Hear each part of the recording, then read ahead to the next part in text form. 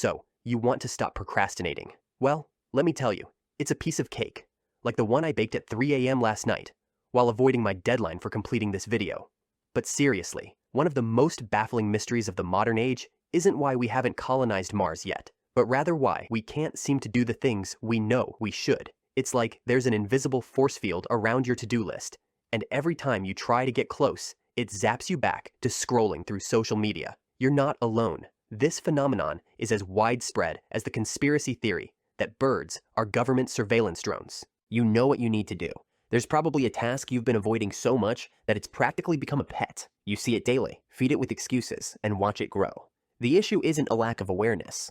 No, the problem is that sitting down to work feels like voluntarily jumping into a pool of cold water in the middle of winter. And it's not fair. This overwhelming feeling of resistance tends to kick in only when contemplating actions that could turn you into a better, more accomplished version of yourself. It is as if life operates on some twisted irony, ensuring the path to self-improvement is full of emotional landmines. Here's a thought. Wouldn't it be revolutionary if we enjoyed doing difficult things? But I've stumbled upon a compelling strategy that feels like cheating. It's not glamorous or anything. It's the opposite. The solution to our collective procrastination dilemma is as simple as it is ancient. Boredom. Yes, boredom is the very thing we avoid, like it's a text from an ex.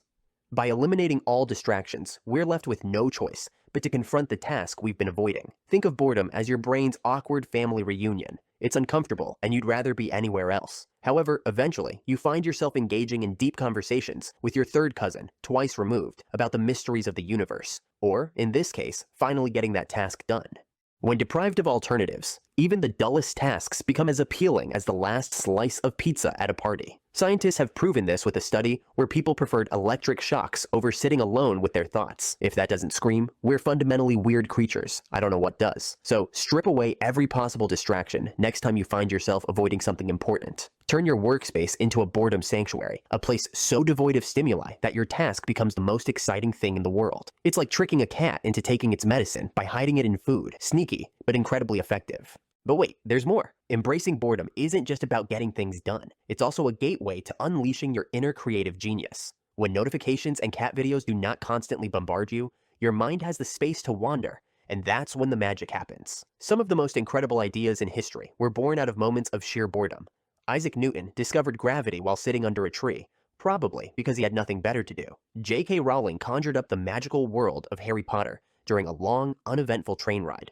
Coincidence? I think not. So the next time you find yourself staring at a blank wall, resist the urge to reach for your phone. Instead, let your mind drift, and who knows what brilliance might emerge. You could be the next Newton or Rowling, minus the apple to the head or the rejection letters.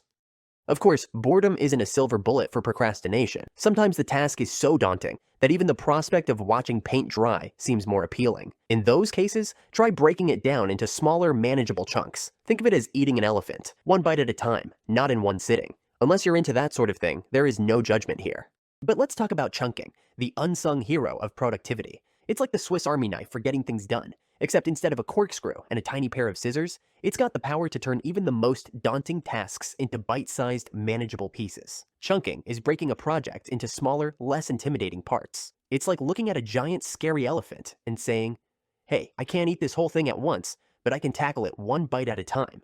And before you know it, you've devoured the entire elephant, and you're left wondering why you were ever intimidated in the first place.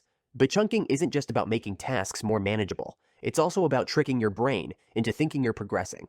It's like giving yourself a little gold star every time you complete a small step. And we all know how much our brains love those shiny metaphorical gold stars. Think about it. When you are facing a massive project, it's easy to feel overwhelmed and paralyzed by the sheer enormity of it all. But when you break it down into smaller chunks, suddenly, you're not staring at a mountain anymore. You're looking at a series of molehills. And sure, molehills can be annoying, but they're a lot less daunting than a mountain. So how do you go about chunking a task? It's simple. Look at your project and break it into smaller, more manageable pieces. If you're writing a paper, break it into sections like the introduction, body paragraphs, and conclusion. If you're organizing your closet, tackle it one shelf at a time. And if you're trying to learn a new skill, focus on mastering one small aspect before moving on to the next. The beauty of chunking is that it works in tandem with our other procrastination-busting strategies. Embrace boredom to get started, then use chunking to keep yourself moving forward.